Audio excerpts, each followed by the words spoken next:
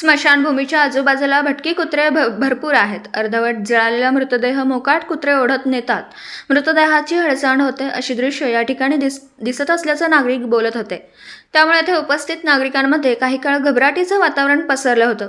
याकडे महापालिकेचे आयुक्त साहेबांचे अधिकाऱ्यांचे पूर्णतः दुर्लक्ष आहे. महापालिकेने कुपवाडच्या स्मशानभूमीमध्ये काही कर्मचाऱ्यांची 2 शिफ्टमध्ये ड्युटी लावली आहे, परंतु त्यांच्यावर कोणत्याही अधिकाऱ्यांचे लक्ष नाही.